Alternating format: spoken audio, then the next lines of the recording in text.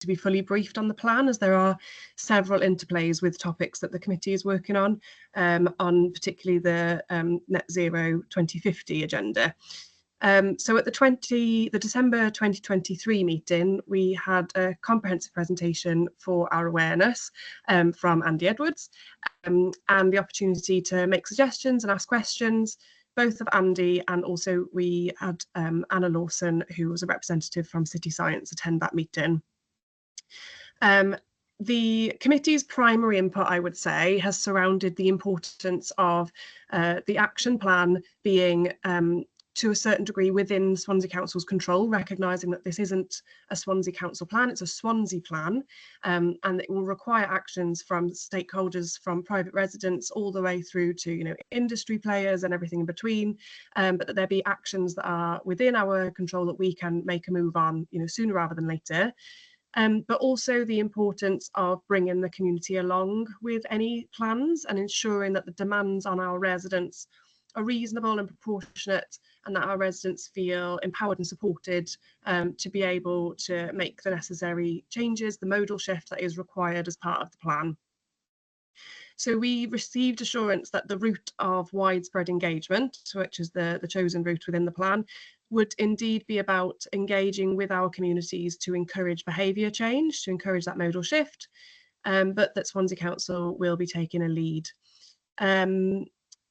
The other area on that we talked about was the different routes that we have to engage things like industry, so industry forum, and work regionally to ensure that we are all on this journey together, our residents, public sector stakeholders, private sector, etc. Committee members did make a number of suggestions and also raised concerns around any additional costs for residents. This was a salient point, particularly because that may well lead to a widespread disengagement, which would undermine the success of the plan. An example was given of a project that has required a surcharge for residents for domestic solar, so not council properties, I hasten to add, but that it was important that lessons are learnt from existing projects. And then we also discussed the modelling that the local area energy planning process has done to look at the trade-off between shallow and deep retrofit to provide best value for money, both for the council and for residents. We recognise that the LEAP actions require significant resourcing, so we had a discussion about that, and recognise that the process does offer opportunity to collaborate regionally to seek funding, as well as working across boundaries, again to look at some of the suggestions that came up in committee meetings, such as working with industry on circular economy solutions. The committee takes a keen interest in improving public transport options in particular, so this has been a key theme of our discussion around the LEAP. And beyond those two meetings where we were specifically discussing the LEAP, the committee has taken an active interest in other energy-related topics, particularly around decarbonising transport. So we have talked on a number of occasions about EV charging. This came up in our second meeting around the LEAP, but has also come up in other conversations, and we've discussed it. We remain supportive of the council's programme to increase the number of EV charging points in the city, whilst noting that the council is not the only stakeholder in the world of EV charging, that it's important to work with the private sector to increase the offer as well. The discussions have included looking at the possibility of on-street charging for terraced housing, but we recognise the significant legal barriers to this being a viable option thus far, and Councillor Lewis and colleagues will be, I'm sure, covering that in a lot more detail as you move on to your next item. Last year, we did quite a lot of work around the sustainable transport strategy, which focuses on Swansea Council's own use of transport. So we looked at the logistics of converting our fleet to electric, including the challenges around staff who take their council vehicles home. And that work will progress when the regional transport plan is finalised, and we will be considering that at our next meeting, having recently completed a workshop session in preparation, because that plan is currently out, or it's just going through the CJC process, and then will be out to public consultation. I'll just finish by saying that the committee does face a number of challenges in terms of having sufficient sort of time within the committee calendar to consider the wide range of issues that fall under its remit, and even the issues that fall out of the LEAP. We're a relatively small committee in terms of membership, and while I welcome the opportunity to speak today, it does seem to be a bit of a missed opportunity that while I see some colleagues on this scrutiny panel that are members of the STC, it would be great if even more wanted to come join the STC, which would really enrich the discussion and give us greater opportunity to influence meaningful change and reduce duplication for both our officers and our cabinet members. So there's just a brief whistle-stop tour there of the work that we have been doing, and happy if there are any questions to follow up on those. Oh, thank you very much, Councillor Fogarty. You seem to have done a lot of work along with Councillor Hannah-Lawson in your absence. As you said, she actually chaired it for you. And sorry, congratulations on the birth of your son. I know he's about 7, 8 months old now, but anyway, congratulations. And thank you very much for a comprehensive update. I'm not sure if there's any questions for you, because we actually haven't come to that point on the agenda, but I'll just ask anybody if they have anything they wanted to clarify. Anybody indicated? No. Well, thank you very much. You're welcome to stay and listen in if you wish, and then maybe people will maybe want to ask you a question, but I realise you have got other priorities, so thank you. Right, we'll go back now to the public electric charging provision. And thank you very much, Councillor Lewis, for attending, along with Johan and Chloe. And you're back from maternity leave as well, aren't you? Yes, so there we are. We have a number of people here. As long as it doesn't come down this way, I'll be all right. Although then I'd be worth a lot of money. So over to you. Are you starting off the overview and then maybe the opposite? Okay, thank you. Yeah, thank you, Chair, and thank you to the committee for the opportunity to come here and present an update on the work that myself and the officers are doing in terms of EV. We continue to try and promote green vehicles wherever we possibly can, and the successes of the grant applications and the infrastructure that we've got in Swansea goes some ways to showing the progress that we're making. And I know I pay tributes to the officers on this agenda. They're continually looking for new grants to apply for in order to expand the EV network across the city and county. We'll touch upon it today, but we're also in the progress of looking at on-street charging. We recognise that there are a number of residents across Swansea that don't have the benefit of having a driveway, and so we're looking at piloting a scheme where we can do across-curb charging, and we'll talk about that, I'm sure, in more detail with the committee through questions. I think, you know, Swansea are on a journey, as Councillor Fogarty referred to. We're not the only player in this space. We're not the only ones responsible for providing the infrastructure. However, we do recognise that we're stimulating that appetite in the Swansea area, and others are following suit. So the council play a role in terms of promotion of EV vehicles, enabling people to have access to charging infrastructure, including people who visit Swansea as tourists as well. And that's why there are a number of foreshore car parks with EV charging. They're recognising that.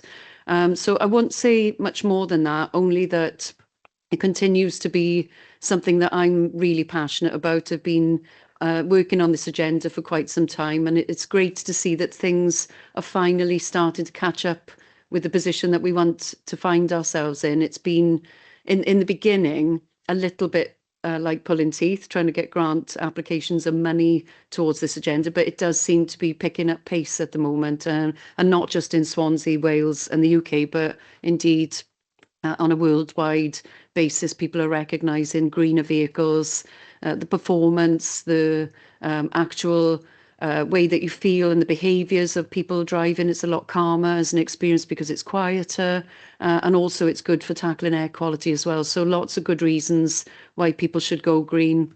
And of course, not least, it's a lot cheaper to run an electric vehicle than it is to pay for petrol and diesel. And I can't see that changing anytime soon, other than the access potentially to fossil fuels is going to deplete and reduce. So inevitably, this is something that as an agenda we need to grow. And also, we're putting our money where our mouth is in terms of our council fleet as well, and trying to green that wherever we possibly can. And looking at the council fleet infrastructure. And I know that Mark Barrow is not with us here today, but he is looking at software that means that during the day, the charging infrastructure could potentially be used by council staff to charge their vehicles while the fleet is out and about. So we're looking at that software as well to make that charging infrastructure as flexible as possible so that our grey fleet has an incentive to go green as well. So I'll pause there, Chair. I'm happy to take any questions. Thank you. Does anybody want to add anything before we go to the questions? Yeah, I'd just like to provide a brief overview of the report, if that's okay.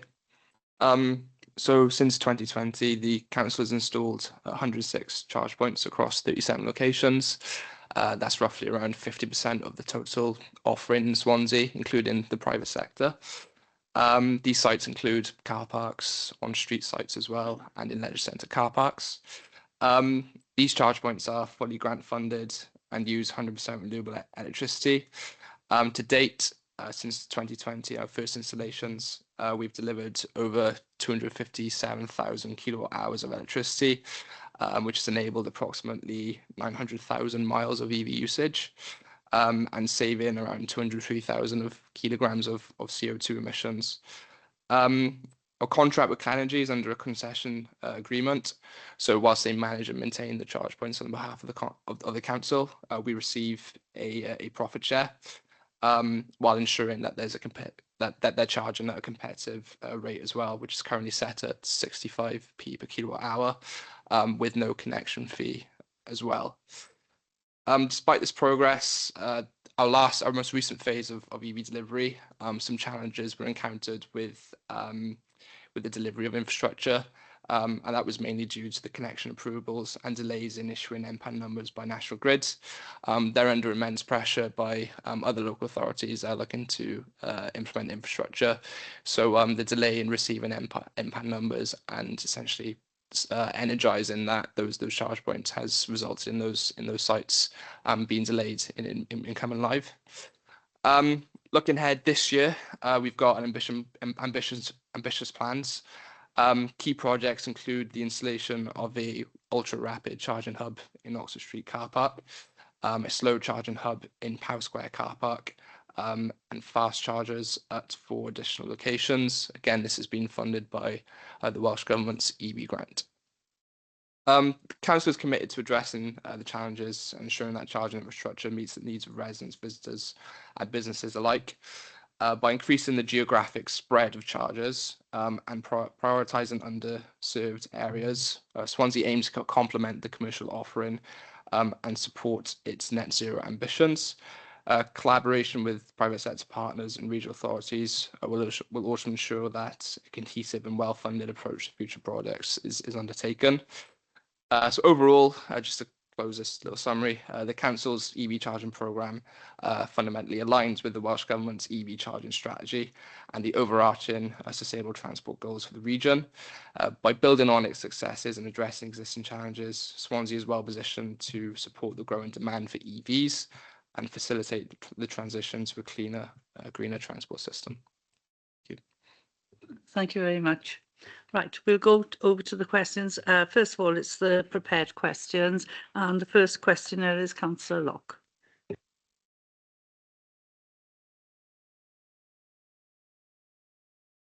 Yeah. Right. Good morning. Right. My first question is, what progress has been made on the pilot study on EV charging across pavement gullies, which I think has already been answered, actually?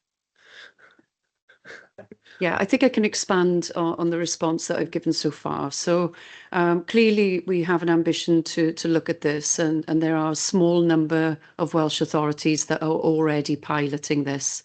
It's fair to say that we're working closely with them to learn the lessons and to share good practice. We're in the process We've applied for grant funding and we're waiting to hear the outcome of that application. With the grant funding, we could then proceed to look at a pilot scheme. It's fair to say that the piloting of the scheme will inevitably be quite complicated. For example, you need planning permission. We'd need to work with the residents who qualify, and if the property qualifies in terms of the pavement and the situation of the property, there will need to be a highways officer reviewing the suitability of that. So some people might not make it through to the next round, if you like, because they'll have to undergo a highways review. And then we'll work with the resident in terms of costs, so they might share some of the costs. They'll have to have insurances in place. And we'll inevitably have to have a special license as well to enable them to have that permission to cross the pavement in terms of a pavement charging gully. So we're looking at all of those options at the moment, and it is still in the very initial stages. We're happy to come back at a future date and give a bit more detail once we've got a bit more certainty about the direction of how we're going to implement this, subject obviously to the grant funding. And this is where we are at the moment, but I will say we do have a real appetite to do this. We're really keen. We've had a number of residents over a number of years write into us specifically on this agenda, asking for the council to take this direction, and so we've taken that on board, and that's why we're really seriously looking at the pilot. I look to Ewan and Chloe if they want to add anything to the response.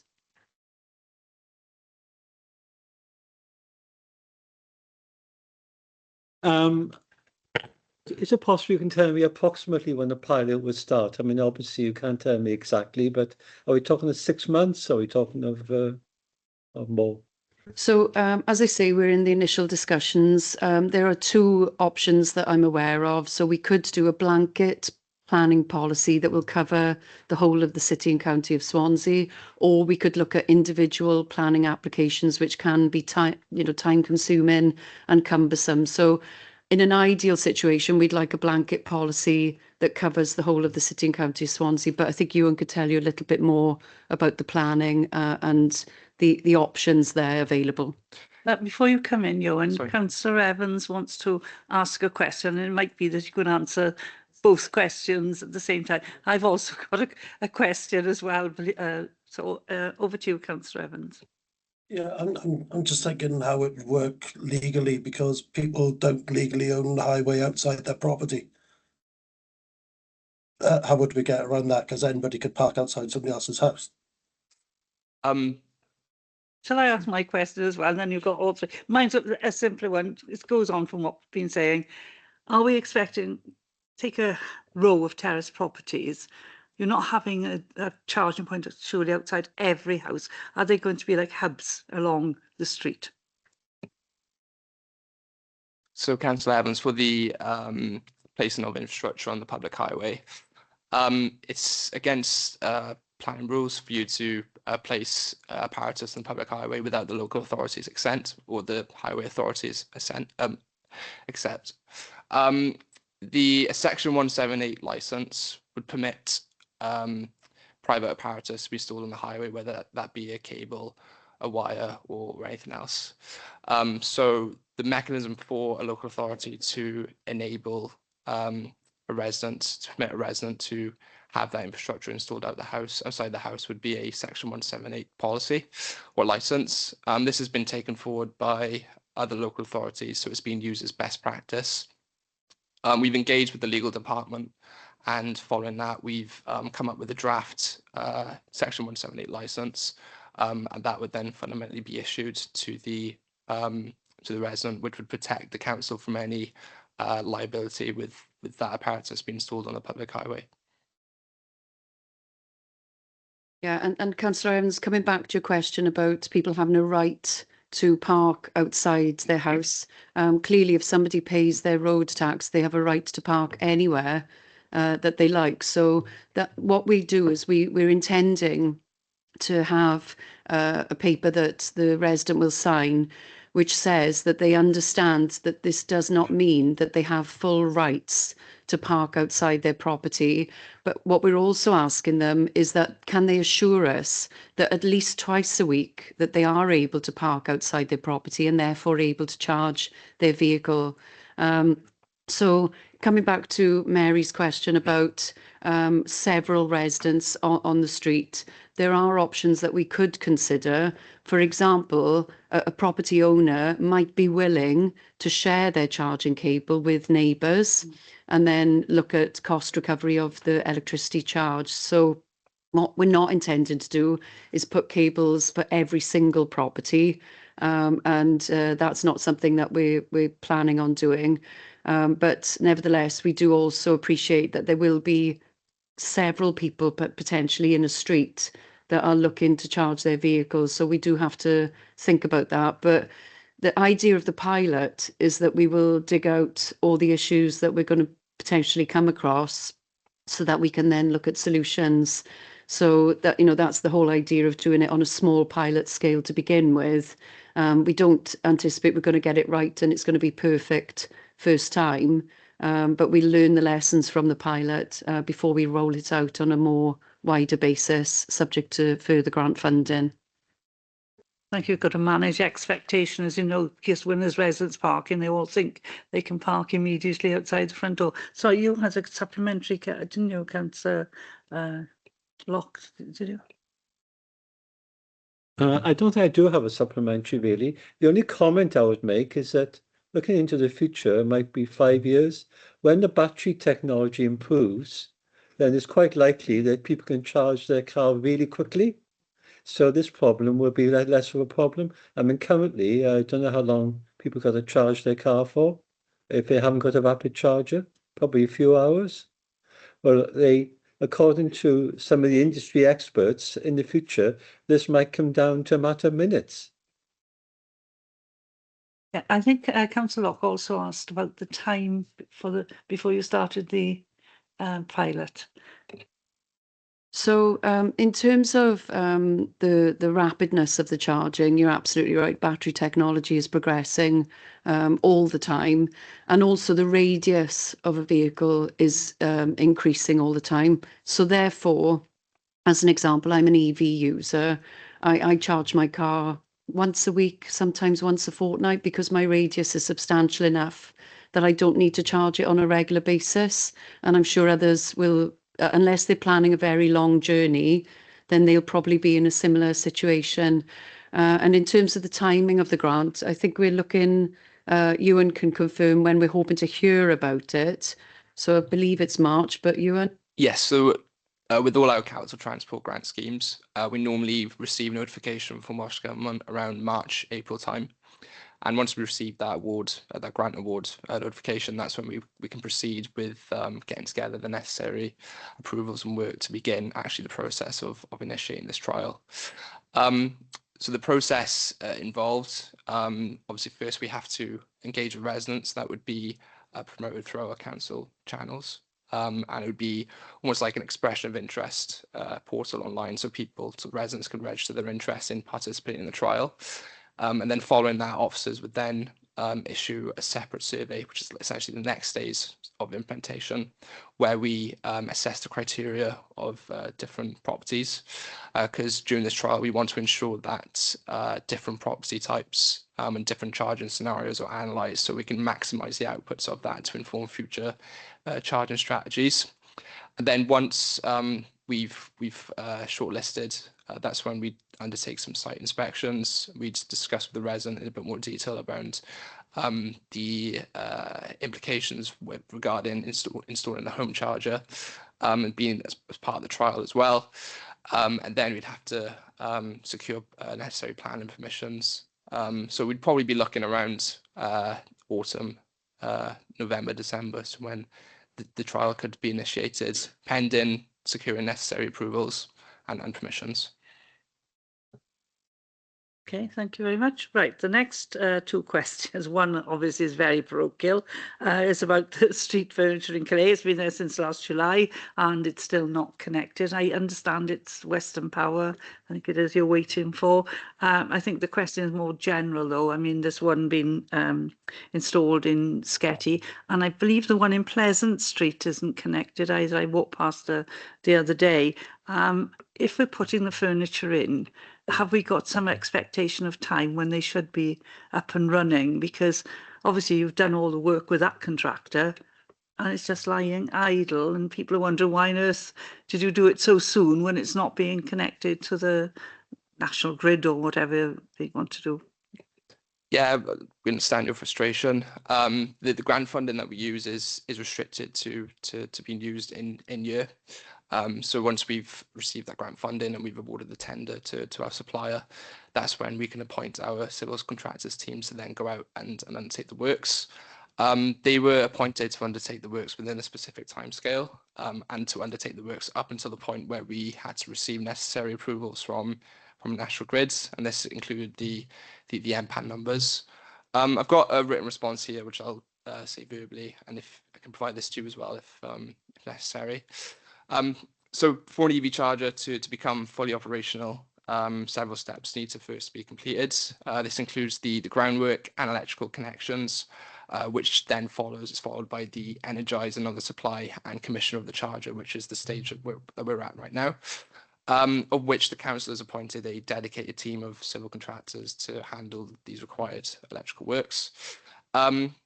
As I said, grant funding for this rollout was limited to last financial year, so work had to commence properly as soon as the engagement with members concluded, the civil design had been completed, and the DNO connection offer was approved by National Grid. At Calais, the groundwork, electrical connections, and charger equipment have already been installed.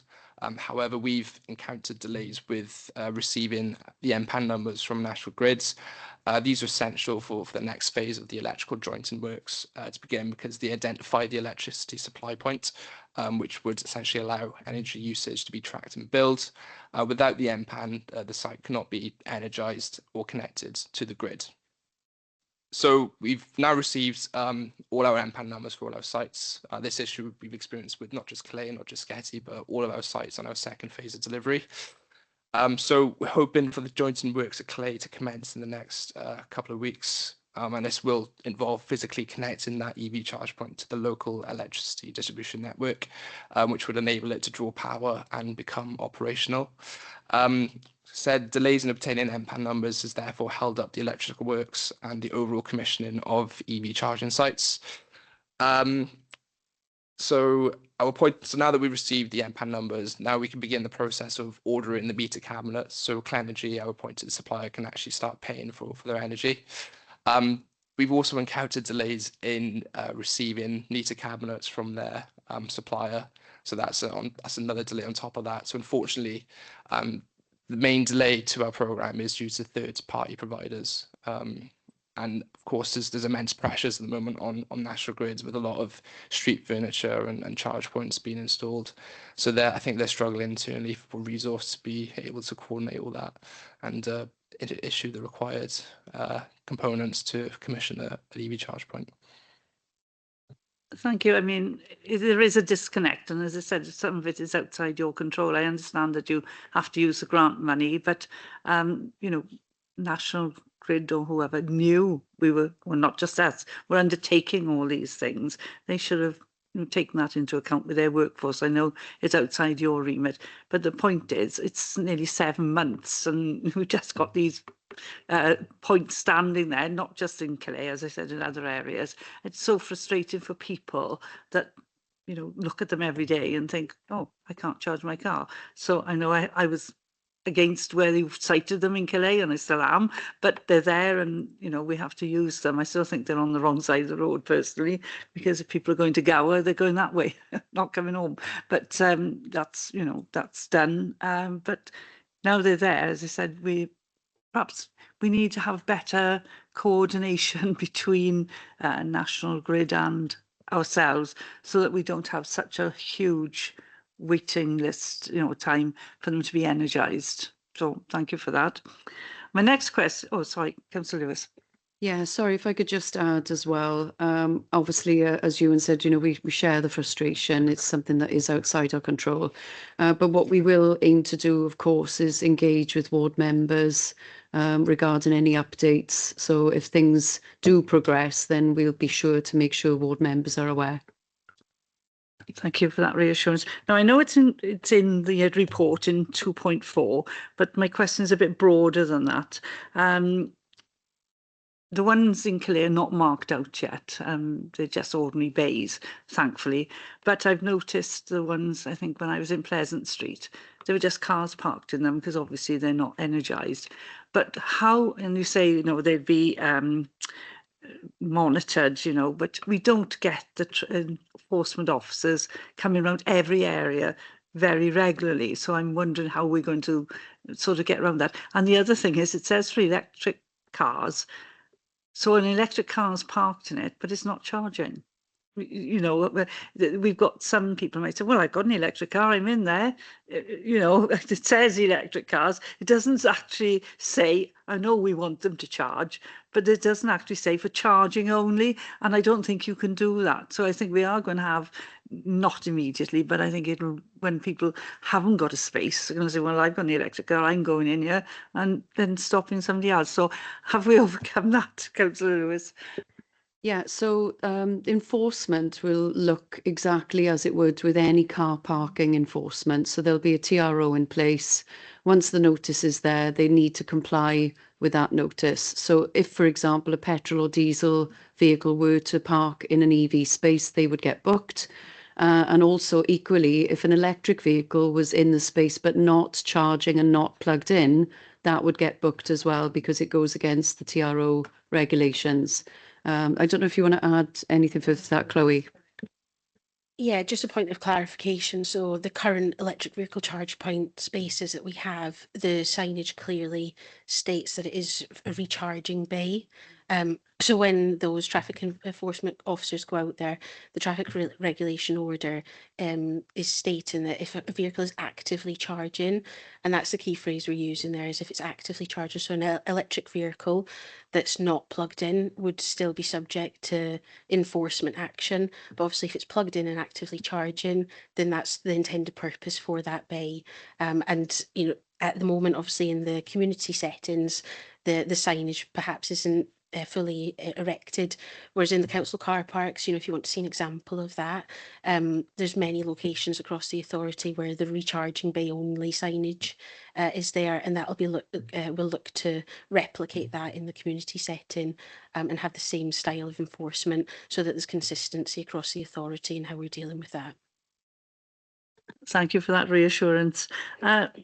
Anybody got any other questions for that? Right, the next questioner is Councillor Chris Evans. Hi, yeah, so as well as EV car charging, are we going to be looking at charging for things like e-cargo bikes, which offer a sort of cheaper and healthier option than driving? These obviously would need to be safe, secure and dry. Councillor Lewis? Yeah, so the charging of e-bikes would actually come under active travel, which sits with Councillor Andrew Stevens. Just to update, as far as I'm aware, we don't have any plans to provide any infrastructure at this time for electric bikes. And I think on a general overview of it, generally residents have an e-bike, they could charge it at home, and because of the mileage and radius, it should cover their needs.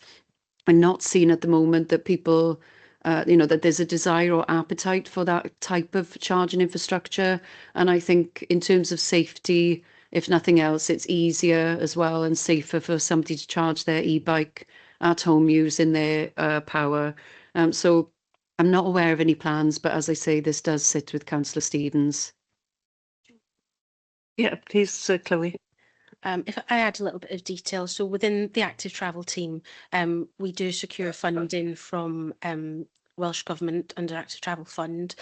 We do have funding in place for secure cycle parking and looking at e-bike charging, so not necessarily specifically e-cargo bikes, but looking at e-bike charging is potentially something that could come into the secure cycle parking arrangements that we'll that we'll look to kind of develop a policy around, and what we can potentially implement in future years.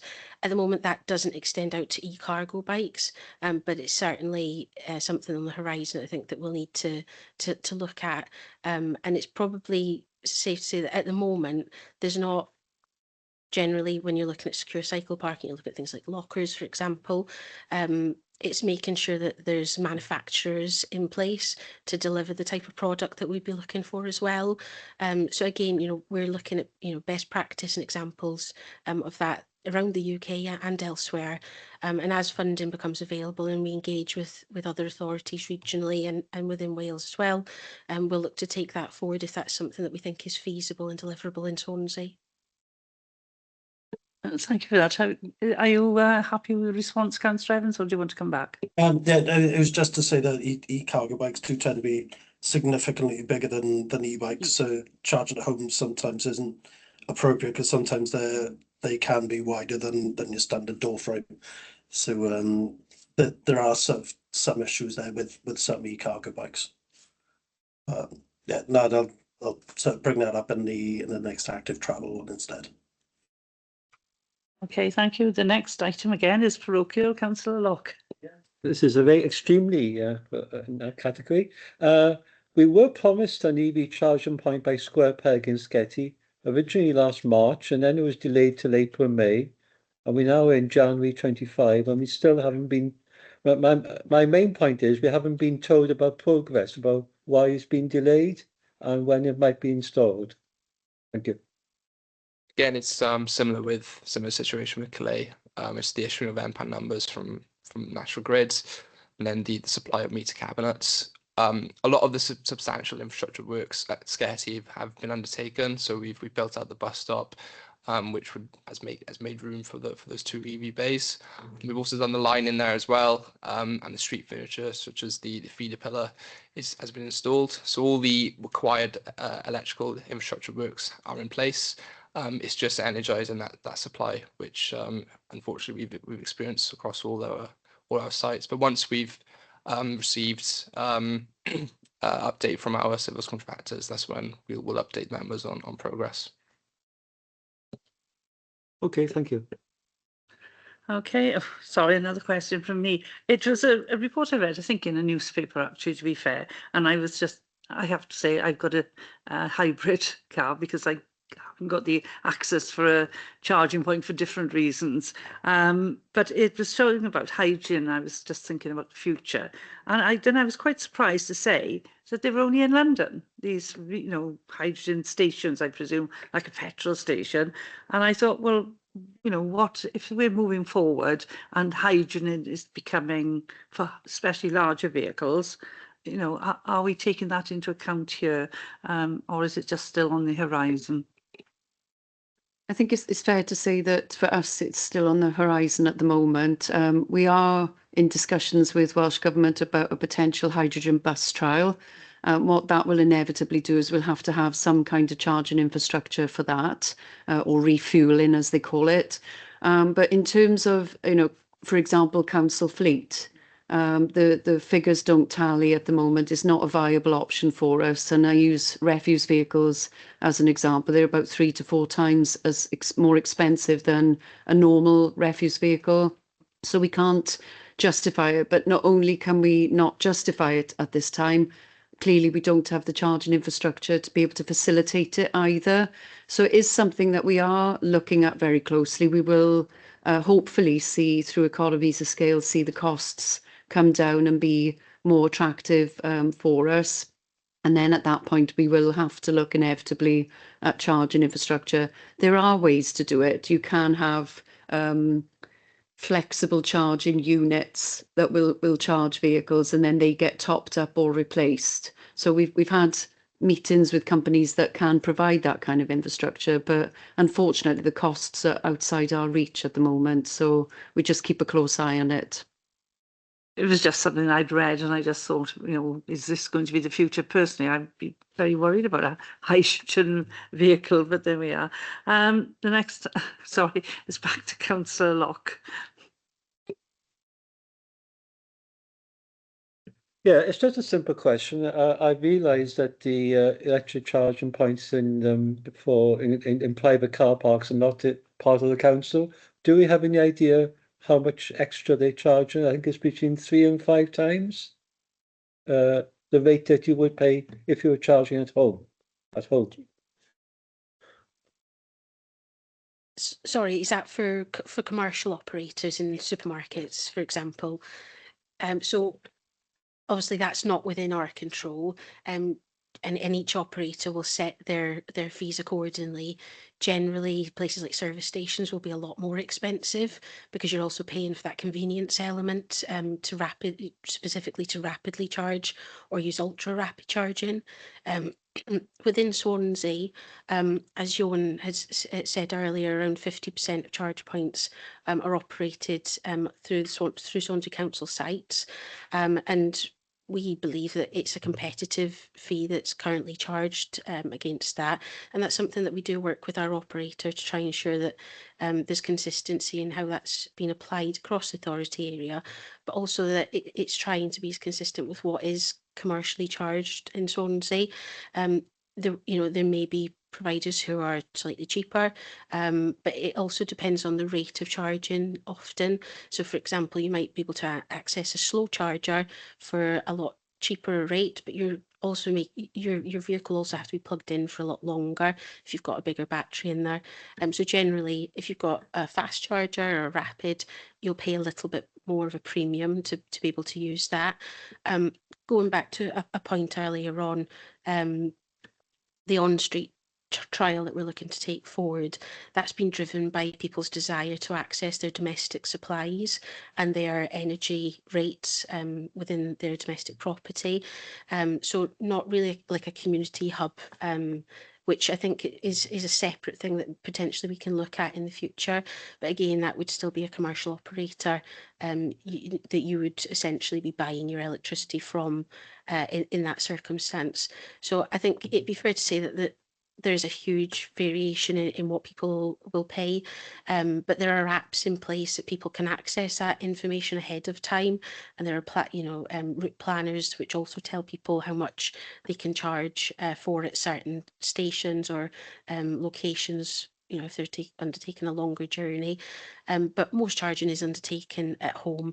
It's just those kind of top-ups or en route charging, and for people who can't access at home, that we're trying to cater for. So we definitely see us as we're trying to complement that wider offering, and as Councillor Lewis said, stimulate further investment in that going forward. But to answer your question, Councillor Locke, there is variation in that, but within Swansea, within our remit and control, we try to make sure that we have annual Green Book reviews on what is generally charged, to try and make sure that's as consistent and sustainable as possible in Swansea. Okay, thank you very much. Thank you. I know Sarah wants to come in, but I do want to make a point, and I know I've said it before. I sent you all a photograph of Plymouth where they had the charger in the pavement, and you accessed it via your mobile phone. It was grant funded, I will admit, and there was one in Sunderland, I think, or somewhere up north, and that was a community hub more thing. It came up through the pavement, and then you access it while you were parking and going to do whatever you needed to do. So I'm not sure if that was run by the council, you just made the point, or whether that was going to be privately run, because I mean, holidaymakers were using it, or whoever had access via the app. But it wasn't, I don't think, just for terraced houses. It was in front of terraced houses. So I don't know if we're thinking of that as well. You've just mentioned something about the hub. So as with all emerging and new technologies, we'd like to keep abreast of developments. Specific schemes like that are often run through Innovate UK, so research and development programs which are quite specific, and they receive separate funding, usually from UK government. This is the kind of thing that obviously we try to make sure that we're engaged in. We haven't secured funding to take forward something like that, but as part of our conversations, looking at the the kind of charging gully trial that we're looking to take forward, as part of that discussion and feasibility, you know, we're looking at all of the options that are out there. I think the one specifically that you are talking about with it, that street furniture that kind of comes up and down, that is more of an Innovate UK research development project at the moment. But certainly, you know, if legislation changes and that's something that we can potentially look at, then we'll absolutely be best placed to put a proposal together and see if we can secure funding for that, and obviously take it through the necessary channels. Thank you, because it did seem a good idea. Right, sorry, Councillor Keaton. Hi, I was back on hydrogen again, and electric.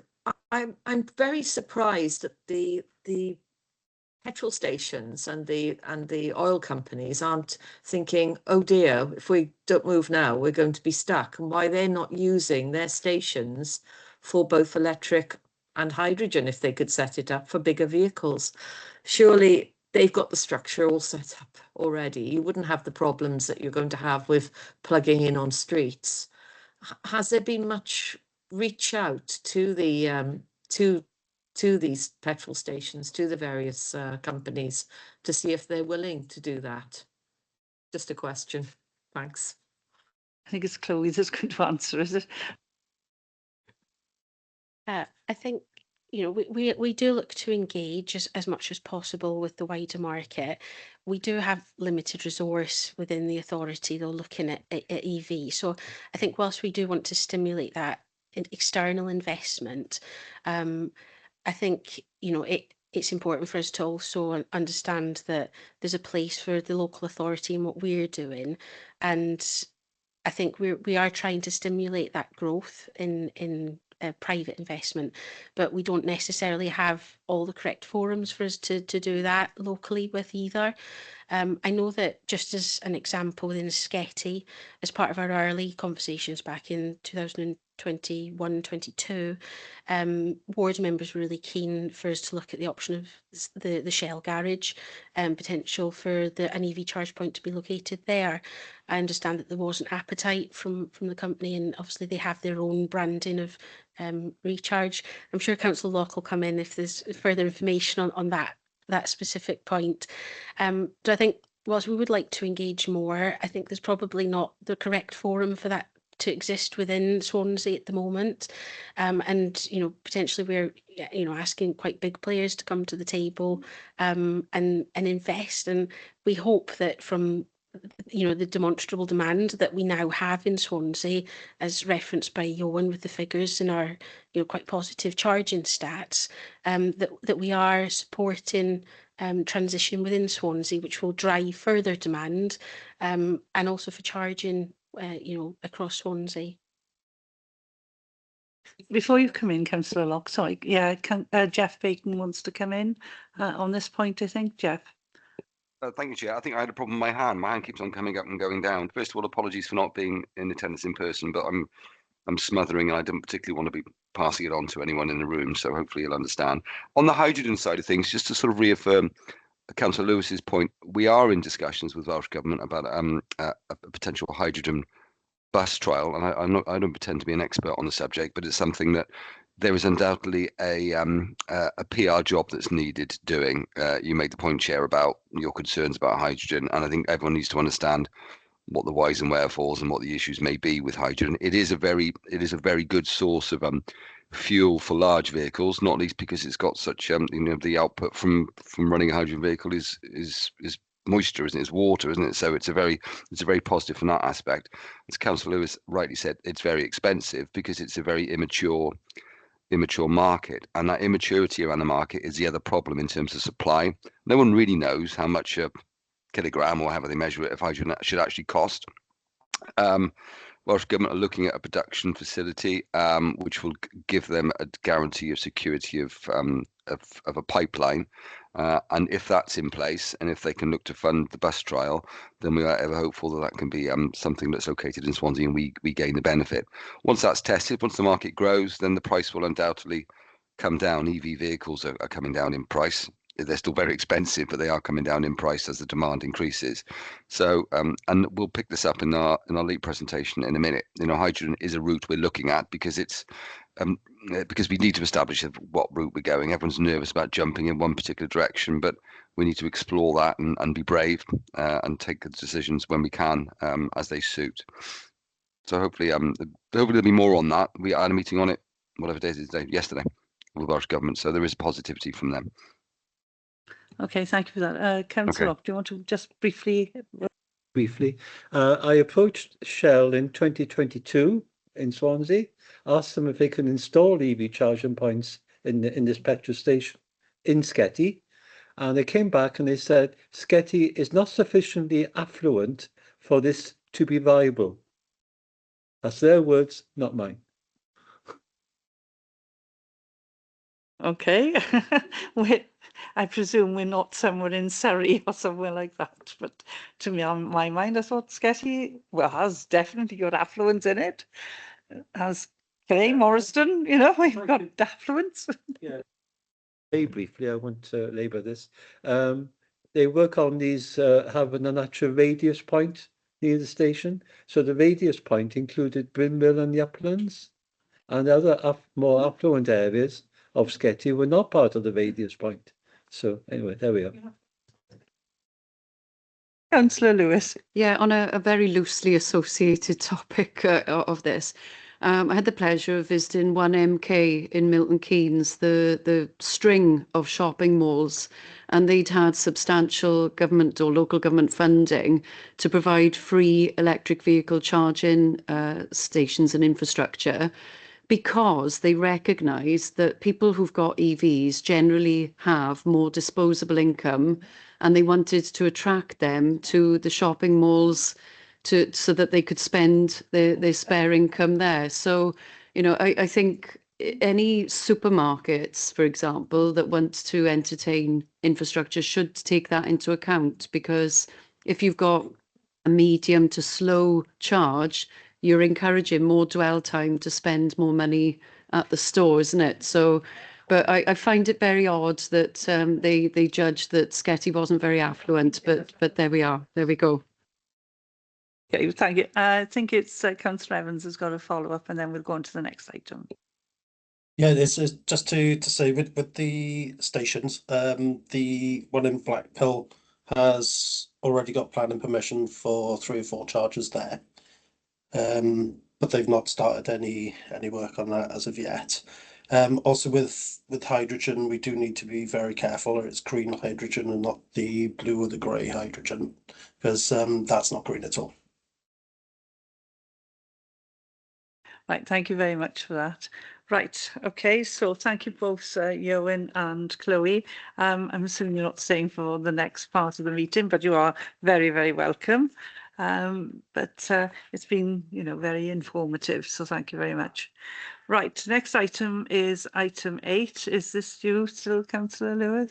Do you want to start off the report, and then is it, I've forgotten your name, sorry, Anne, you're going to take over. Thank you. Yeah, thank you, Chair. I will be brief. So obviously, hopefully members will appreciate that this is clearly an extensive piece of work that's been carried out by an independent organisation supporting us as local authority. And all local authorities have undergone this process, and I now sit on the Corporate Joint Committee subgroup for energy, where we're looking at the regional area energy plans as well, and trying to collaborate in partnership and join up our approach to this agenda. So my thanks to Andy in particular, because Andy's put an extreme amount of work into this. And I think, it's a really comprehensive document. There's an awful lot behind all of this. And happy to take any questions, but just to acknowledge the fact that this hasn't been a happy accident. This has been hours and hours in preparation, and hours that Jeff, Andy and I and other officers have been in meetings to look at this. So glad to be here at this point, and we'll hand over to Andy to take you through an overview of the report. Thank you very much. Over to you then, Andy. Thank you, Councillor Lewis. I think we had quite a good introduction really to the local area energy plan from Councillor Fogarty earlier as well, regarding the reports we've done to the STC. So it is a strategic plan to achieve net zero by 2050. It's not a council plan. It is a plan for the city and county region of Swansea. And it's not one that's been driven by council priorities, by Welsh Government priorities. So they've split Wales up into a number of regions, and we are part of the Southwest region, alongside Neath Talbot, Pembrokeshire and Carmarthenshire. Within that region, Pembrokeshire had already prepared their local area energy plan as part of a previous piece of work alongside Bridgend, and I think Newport had also done their ones beforehand. So Welsh Government appointed consultants to work with us, a company called City Science, who are experts in this area. And they worked with us at a local level, but then also worked with us at a regional level to make sure that the plans were not driven in isolation, but there was some synergy between the different areas. Although each geographic area has its own priorities, some more driven by farming, some more driven by industry, some more urban. It was important that those plans actually were developed alongside each other, and that also then that reflected the broader pattern that's been developed within the whole of Wales. There was broad stakeholder engagement from different areas, from industry, from community, from housing, from small generation, looking at the people who generate the large generation as well, trying to bring in transport as well, trying to bring in the different areas at the right time to develop that action plan. And then that was brought there to Cabinet as an information item back in May. The plan itself has got two documents.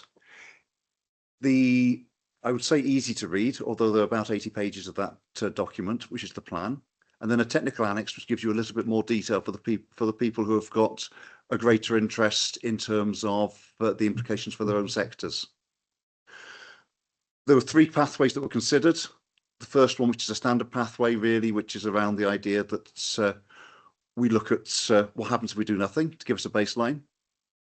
We also looked at widespread engagement, which placed a great emphasis on behaviour change within the public, and a widespread adoption around EV and heat pumps and other areas of locally generating energy, and then widespread hydrogen, which was looking much more of a top-down approach in terms of the infrastructure coming in to bring in hydrogen, especially around heavy vehicles.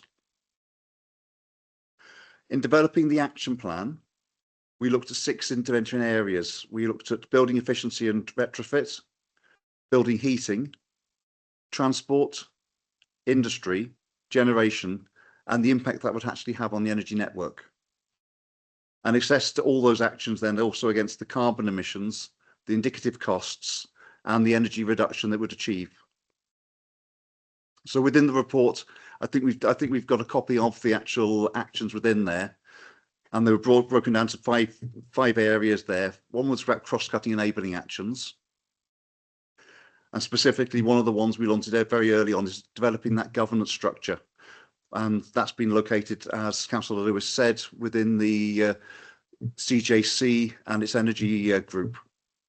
So that provides a steering group for us at a regional level, but also, again, both gives us accountability at a local level. So we're not, again, operating in isolation. We're actually working alongside our partners within the other local authority areas.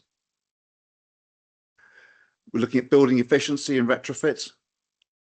Action specifically around transport. So it's really good to have Johan and Chloe talking about the transport side, because this is really, really important, particularly as we look at a widespread engagement approach, and specifically around active travel and looking at that mode shift away from personal vehicles into other forms of transport. We're working very closely with both the WWU and NGED in terms of making sure that the generation and network actions are reflected in the plan, and that we're actually informing them of what we're looking to do so they can plan ahead. And also we know what they are looking to do on a national and a regional level. And also specifically looking at actions around industry. Now, some of these actions are priorities just for Swansea. Others are actions that are shared with our partners across the region. And others, although they might be a Swansea priority, they need a regional take up on it to be able to work effectively and achieve the economies of scale that we require. Within the renewable side, then Action 13 specifically refers to the facilitation of renewable and low carbon energy schemes. And as included in the report, the pre-deposit plan for the LDP is being presented to full council this month and will include specific objectives and strategic policies to facilitate this ambition. The initial evidence that's being prepared as to how the LEAP can inform the renewable energy strategies for the plan up to 2038. And there'll be an RCLEA, which is the Renewable and Low Carbon Energy Assessment, that will be undertaken to actually inform where we can actually have the opportunities to either encompass different types of technology, to incorporate renewables as part of strategic sites, and for potential areas to accommodate standalone renewable energy development. And this will enable the LDP to maximise its contribution to facilitating renewable and low carbon energy throughout the planning process. So in terms of the plan, it's not dependent just on our own actions. It's very much dependent on things outside of our control. UK and Welsh Government policy, the funding that is available, decisions that private businesses and private individuals take, and on how technology develops over the next 25 years. And it's scary that it's now 25 years and not nearly 30 years. So what we are trying to do in Swansea is focus on the actions that are within our control and engage with and influence other stakeholders whose activity will impact upon the delivery of the net zero by 2050. And I'm happy to take the questions now. Thank you very much. Did Jeff want to say anything before we go to the questions? I will. Thank you, Chair, and thank you, Andy, for going through the report basically and covering a lot of the issues that are evident there. And there was a lot of information contained in the appendices. So if you haven't had a chance to have a look, I'd urge all panel members to have a read through them. It's important just to reinforce the fact that this is a long-term 2050 agenda. The fact that the actions taken as part of the LEAP and the LEAP document itself were funded by Welsh Government, because the Welsh Government are very keen to understand how things work locally, regionally, and then nationally. There are lots of regional activities, and we are trying to work, and we are successfully working with our colleagues on a regional basis. It's one of these where there's no real competition in terms of what we're looking for. We're on it in terms of the same end. So it's been very successful in that regard. I know there's a specific question about barriers that we'll come on to in a minute. It is just to make the point, this isn't about this is all we're going to do. The 3 pathways that have been identified were led by City Science, but also it was our way of just identifying what would happen if we did this, that, or the other. They're not definitive. That's not the be all and end all. Behaviour change in particular is an obvious one that we should be trying to do, because in theory it's low cost and it's something we should all be looking to do. So that's a definite. Hydrogen, for example, was the pathway that was identified because of the work that's been done in Pembrokeshire. Now, if Highline comes off in Pembrokeshire, it would seem ridiculous not to take advantage of that if it's running straight past Swansea. So that was the reason why that was put forward as a potential solution, not because we are wedded to a hydrogen solution or feel there's an obvious way forward there. It was a case of if it's there, then why wouldn't we? And as Councillor Evans said, we're looking for green hydrogen clearly to do anything else, but it isn't necessarily hugely beneficial in terms of an environmental perspective. It is a talking point. It is a way of getting some sort of action going forward. But to be perfectly frank, we are all authorities are struggling with a very limited amount of resource to deliver on this agenda. I thought Swansea were bad, but when I spoke to Pembrokeshire, we're actually better off than they are. So it goes to show how limited it is across the various regions. So the important thing for me is making sure the local and regional documents goes up to Welsh Government and they recognise the fact that additional resources and funding is critical, or else we will fail, quite frankly. But it's a very good start. Lots of information, lots of technical information, but it's a very good place to start. And whilst I was very nervous about the process when it first started, certainly with Andrew's support in particular, I think we've come up with a good document. Okay, thank you very much for that, and thank you, Andy, as well. So we'll go on to the first questioner, which is Councillor Evans, and you've got the first 2 questions. First of all, thank you for the report. I think we're absolutely choosing the right pathway.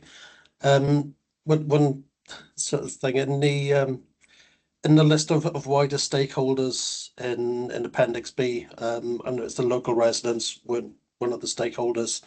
I was just sort of asking if this was just a small oversight. It wasn't an oversight. We, in terms of the breadth of the consultation that we actually did with different communities, then we had different sections that we were looking to consult. So when it came to the local communities, it was especially we were working within quite a strict timetable within with what Welsh Government wanted from our consultants. We brought representatives of communities together in a workshop to actually look at this. So from a Swansea perspective, we pushed to make sure that that also reflected those communities that might be most disadvantaged by having to move to things like such as heat pumps. So we looked to make sure it reflected communities that had lived experience of poverty, as an example. So that there was a broad swathe. But as we were doing these exercises at a regional level, to actually have a consultation across that would have been too complex at that stage. But this is a living document. So what will happen is, as people see the document and see the actions from that, they will have the opportunity to offer their opinions, and that will be shaped under each different action heading, rather than as a collective across the whole plan. You can go on to question 2, Councillor Evans. Yep. So it's question 2 sort of around about our housing stock and suitability for heat pump technology. I'm thinking in particular West Cross, when I live again, Ross, we've got the old steel houses that were non-standard construction. Would these be particularly difficult to get up to the correct standard? Yeah, if I can come in on that. So what we do is we undertake a broad survey of all our property types, and we would assess each individual property type on its own merits. So we can look into as a written response in terms of the specific properties that you're talking about in West Cross, if that's helpful. Is that acceptable, Councillor Evans? Yeah. Yeah, Okay, great. thank you. Well, we're on heat pumps again. No, I was thinking of my own boiler now. If it, hopefully, please don't, packs up, would I be able to renew it for, again, a fossil fuel, or do I have to look at heat pumps? And I understand at the moment they're very expensive, so I wondered if for residents like myself, were there any grants available to install them?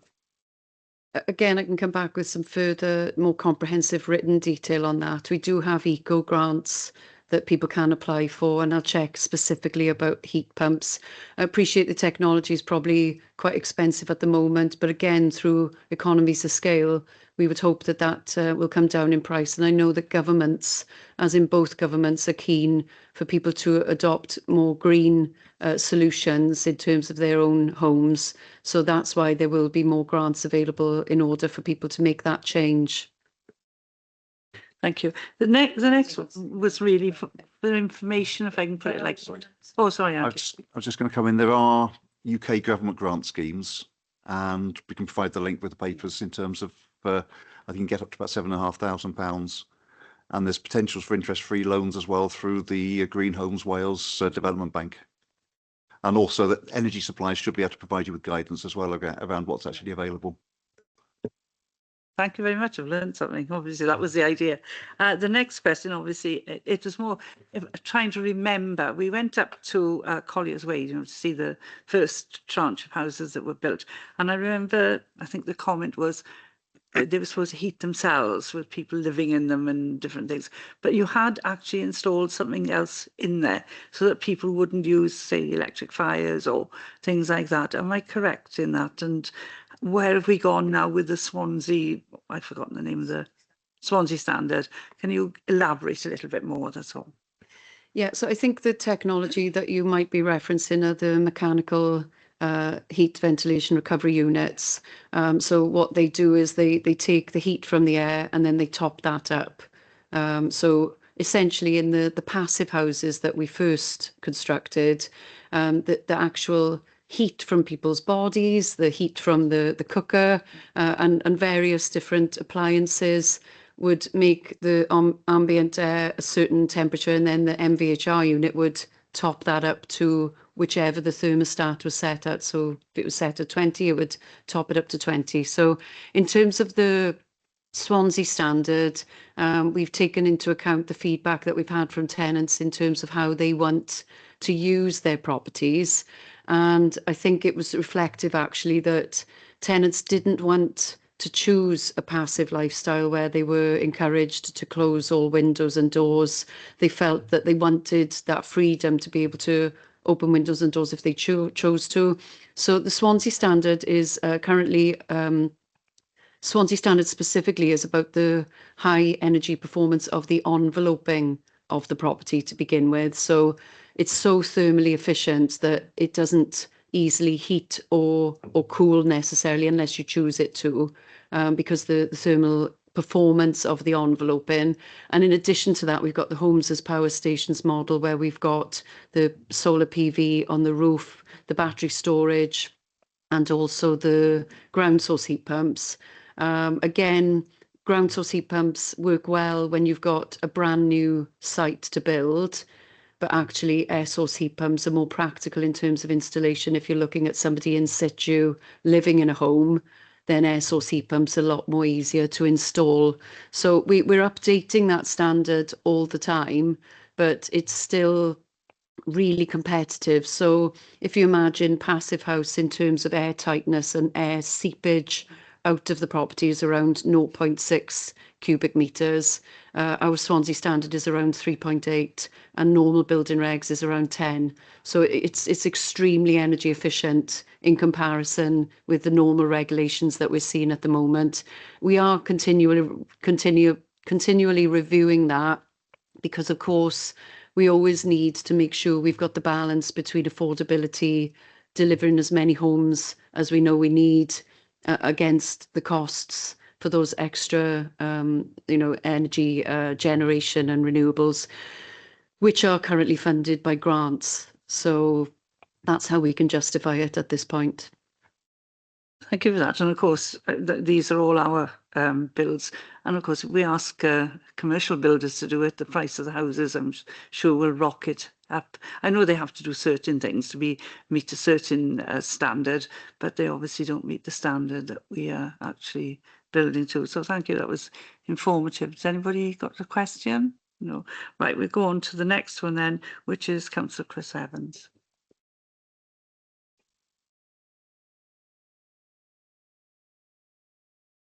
We can't hear you, Chris. Sorry, take myself off mute. So there's thousands of square meters of car parks in Swansea. And think about Llansamlet Industrial Park in particular. Have we considered using these for dual use so that cars could park underneath solar panels, so we could generate electricity and take the pressure off greenfield sites? He doesn't mean to recharge, because that's not what I asked him. He means just use the car park and put the panels in the car park. It's not something that we're currently looking at in terms of, I think what you're saying is the solar canopy to have renewable energy generation. We do have planning permissions for Tir John's former landfill site to put a solar farm there. The capacity there, I think Jeff will correct me, is potentially around 11 megawatts in its entirety. So there is permissions on that site to do that. We're not looking at our ground car parks at this moment in time, but should grant funding become available, this could be something that we would consider longer term. I think Andy wants to come in as well. I was going to ask Jeff. Oh, Andy, go on. I'm going to say, I think one of the issues that has been found so far is the fact that unless there's a building to take the electricity or a way of getting it back into the grid, then the return on investment is it's just too high at the moment in terms of actually taking it forward. But Jeff can probably give more detail than that then. Yeah, You've been told, Jeff. Yeah, no, it's fine. I was about to. That's fine. Thanks, Andy. Yeah, we have looked at a number of sites in some of the multi-storey car parks, for example. We're looking at some linking more into charging than actually feeding it back into the grid. The problem is if you're looking at a whole site, quite often the return on investment isn't there, and the delay in terms of getting grid connection is significant at the moment. So, as Councillor Lewis said, we were lucky to get a grid connection offer for the first phase of the Tir John site, and that's proven to be a very valuable commodity because you're waiting 5-10 years to get a grid connection from National Grid at the moment because capacity is a huge issue, something that was touched on as part of discussions with the local area energy plan, and an important connection for us to actually start some proper discussions with National Grid in particular. So we are looking at it. We look at them on a case by case basis. If the ROI, the return on investment, isn't there, because we go through the company who's got a refit contract, Amoresco, if it's not there, then we can't proceed with it because we can't get hold of the cash. Can I ask, I'm just thinking of the solar farm up in, Dear John. it's not Llangefferch Mawr, you know, the big ones that are up near Velindre. No, the solar farms. Yeah. So they're already able to be connected into the national grid because of where they're situated. Is it because of Velindre? Is that what you're actually saying? Because obviously we've got a number up that way, haven't we? Yeah, I mean, there's no two ways about it. The closer you are to a sort of a main grid connection, the easier it is. It isn't so much the proximity; it's actually the capacity in the grid. Well, they've got a huge electricity thing up in Mawr. It's massive. It's the whole grid. It's not just in the location. It's the whole grid that's the problem. Right. Okay. The next question, I think, again, is you, Councillor Evans.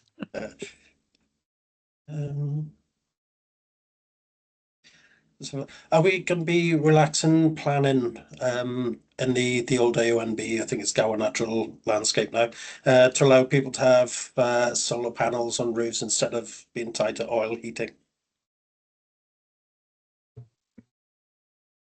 I've got a written response from my colleague in planning, so I'll read this one out rather than trying to paraphrase it, because I'm not an expert on the planning side of it, and I wouldn't want to give the wrong impression. It's important to recognise that within the Gower National Landscape, there is a continued objective to consider that new development, to ensure that new development successfully integrates into the sensitive landscape within which it sits. Whilst generally permitted, development rights exist for some microgeneration features such as solar, given the need to protect the area's special character, it is important to ensure that change is sensitively managed and that good design is achieved. As such, permitted development rights have been removed in many areas of the national landscape through an Article 4 direction to provide a greater level of control over development that could affect the area's special character. This means that planning permission is required for certain types of development, such as microgeneration, which wouldn't be required elsewhere. However, for such applications, no fee would be charged. Notwithstanding, the Council will seek to positively promote opportunities to increase renewable energy balanced against the need to protect landscape character. A detailed design guide is in place to positively guide development across the national landscape, which includes detailed advice within it to facilitate the incorporation of sustainable energy schemes, acknowledging it may not be appropriate in all areas, buildings within this important designation. It is considered there is a positive planning framework in place to balance the need to safeguard special landscape character, but at the same time facilitate development, including for minor sustainable energy schemes, such as rooftop solar, where shown to be appropriate. Planning policies are being reviewed as part of the process to produce the new Swansea LDP 2023 to 2038. However, there are no current plans to amend the Article 4 direction.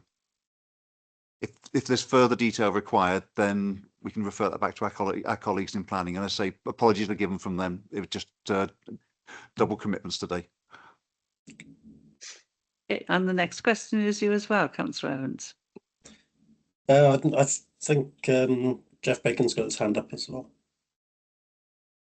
Yeah, sorry, I was gonna paraphrase my planning colleagues' comments. The answer, no.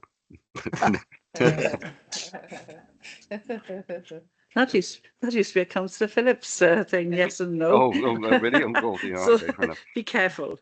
I know, yeah, I am. I won't do that. I won't do that What you again. might wish for. This one I know is a bit off the wall. It was only when I was years ago actually travelling off the M4 going towards the M5, and I think it's the M50 or something that connected. At the side of the road they had what I call windmills, small things that were turning obviously with the traffic passing. Have we got technology on motorways that would be able to do this to give us electricity, say for the smaller communities that are nearby, or is it a capacity issue with the national grid? Yeah, I don't know if Andy's got anything to add on this one, but obviously the trunk roads, the motorways sit with Welsh Government, so they're not within our control, unfortunately. It's not something that I'm aware of, but Andy, I don't know if you've come across this one. I haven't come across it, but technology and innovation keep moving on really, really quickly. So, as that's one of the things about having a living plan is the fact that you're always looking at what the new developments are and whether you can actually adopt them in any way that actually benefit the area.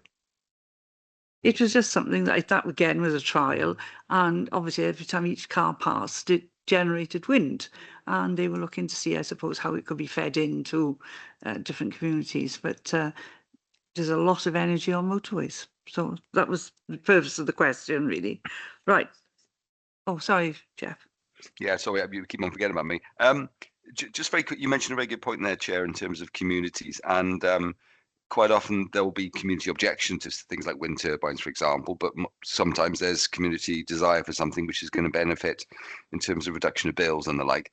There is support through Welsh Government, through Welsh Government Energy Services and local partnerships, where if there is a community who wants to sort of take one of these schemes forward, and quite often they won't know where to start, understandably, there is a route for that. And I think that's one that, again, we'll probably just pop that into the responses somewhere in terms of some of the questions we got there, because it's the wider solution. This isn't just can't just be a council solution. We don't have the wherewithal or the capacity or the ability to solve this problem. It's everyone's problem, and the community can go some way to help solving the issues.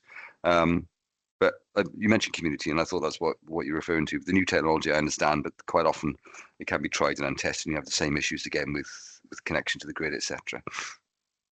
But we'll give that information, and we'll put that around in terms of written responses. Okay, thank you very much. Okay. And the next one is, I know you've said there was a positive with Pembrokeshire, but again, what barriers are there to working with Carmarthen and Pembrokeshire? Because Swansea and Eastport Talbot are more urban areas, and they are very, very rural areas, and our needs are different. So have you come across any barriers that, would have to be worked around, for example? Not sure. Yeah, perhaps if I can respond from a political perspective, first of all. So we're in the very initial stages with the regional area energy plan. It's still relatively very early doors.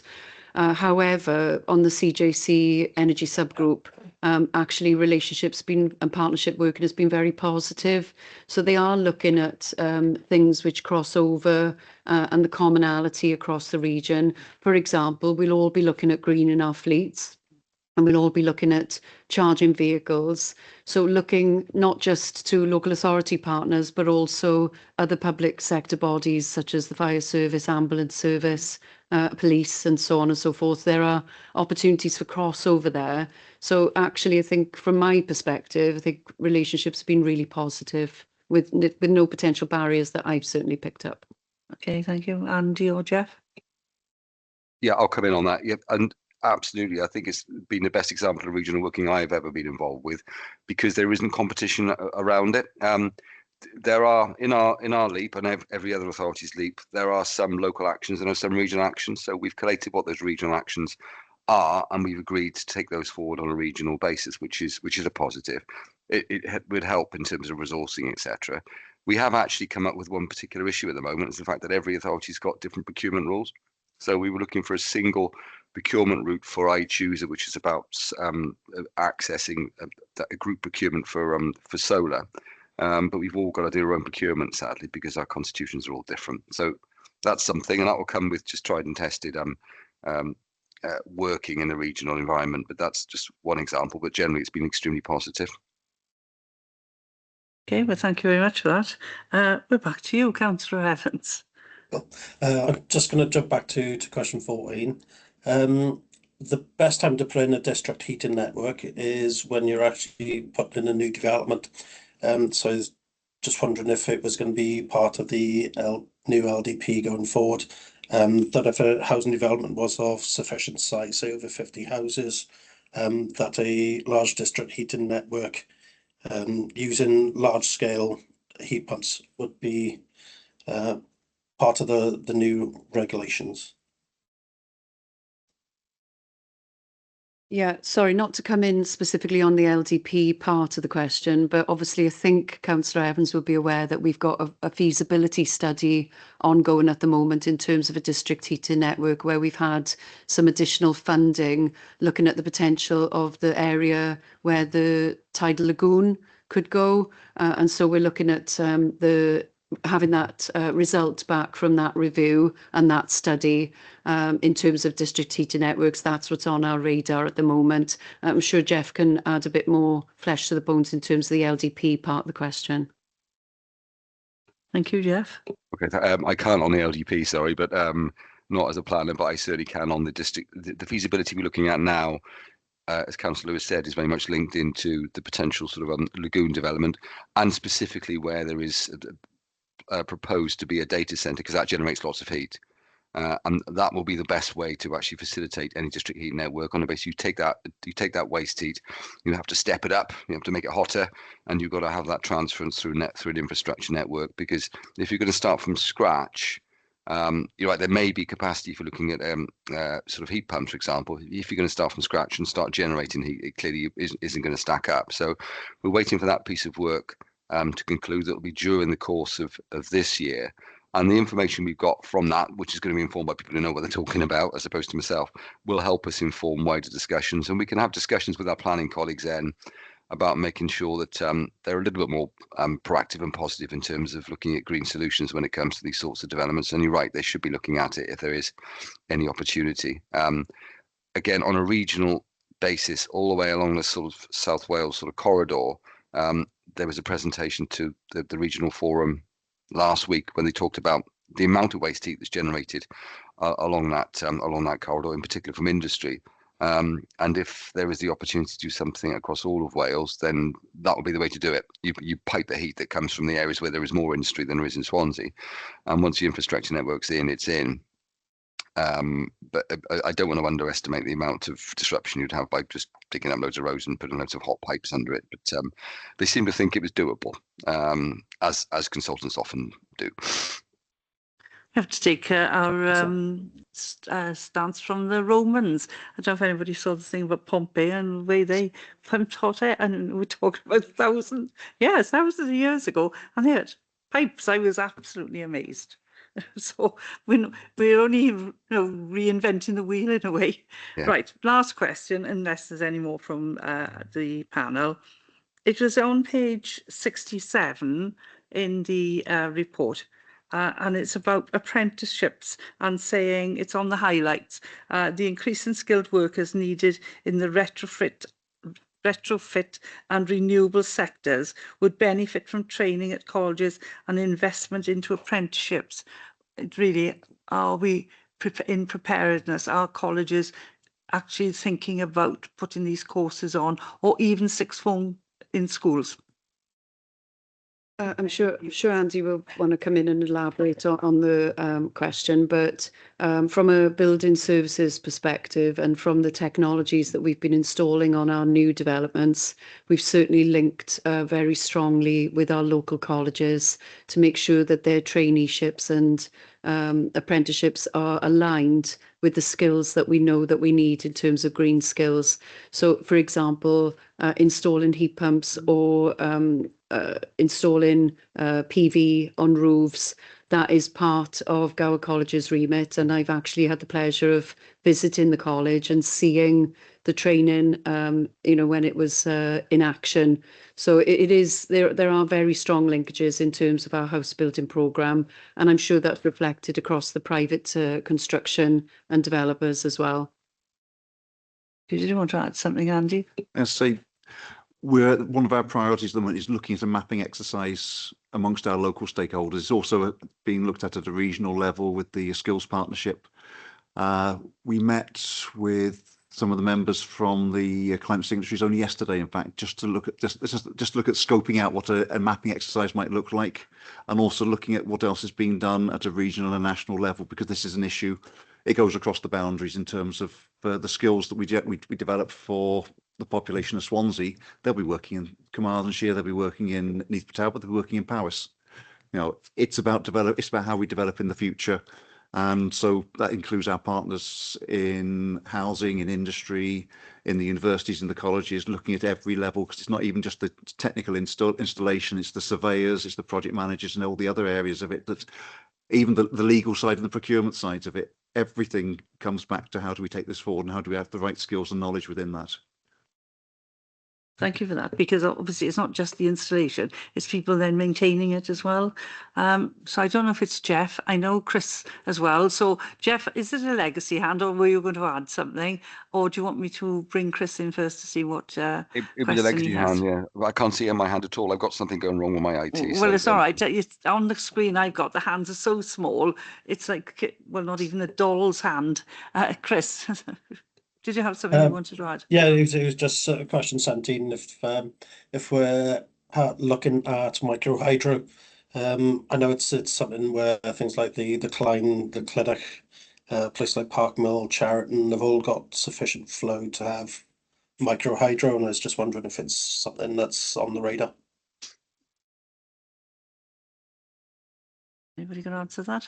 Yes. I'm not sure, is my hand up or not? I can't tell. Sorry, I did put my hand up. I'm trying to raise my hand. Well, I think Andy beat you to it, so you could argue carry on, it Andy, amongst yourselves. I'm not I going to pull was going rank. to say, I mean, again, with development of technology, then we're looking at all options about how we can actually generate clean energy. I'm told, because I'm not an expert in this field, that micro hydro projects tend to be very difficult in terms of making them viable at the moment due to the cost of installation and the amount of energy they can actually produce. Is there a specific area you were thinking of, Councillor Evans? It's just something that Councillor Will Thomas has mentioned to me before in Clyne Gardens, but I've always thought it'd probably be a better flow in somewhere like the Clyne River or in Clydach, where you've got the waterfall, because the flow going through there is a lot higher. So basically, it's just a case of digging a channel around and then use gravity to as the water falls through a turbine. And I think they were using them in Africa with just sort of plastic parts, and it wasn't as expensive as people thought. I mean, we do work with our partners Amoresco in terms of some of the retrofit work that we do, and it's possible, you know, it could be considered we could look at a high level feasibility study on that, but you know, at a very basic level, see if it is something worth taking forward. And certainly my colleague Tony, who's the energy officer, had suggested that might be something we could look at. Okay, thank you. Has anybody got any other questions, or do you want to round up anything, Jeff? I will on the point about about hydro. We did look at it when we did a piece of work. Lots of feasibilities going on. We did a piece of work funded by Welsh Government about 18 months ago, looking at how we can look at some of our joint use sites. We did it in conjunction with Freedom Leisure, and it came up as a potential solution. But the problem, we asked them to look at everything, including sort of ground-mounted solar and turbines and car parks and the like.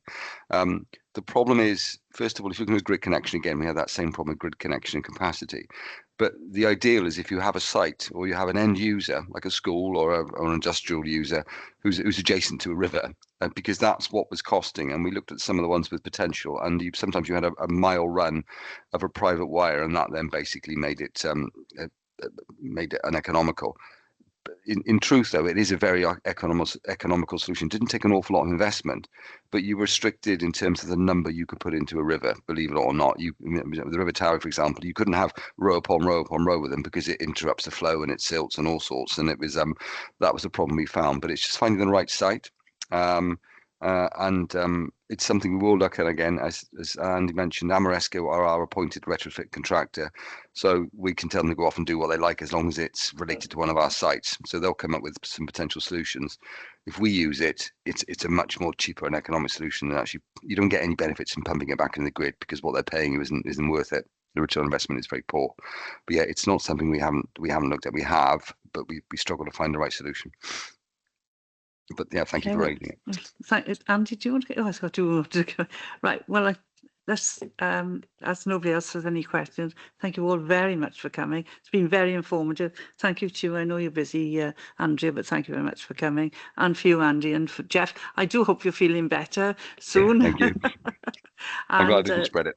Thank you to everybody else. And the date of the next meeting, which is March, yes.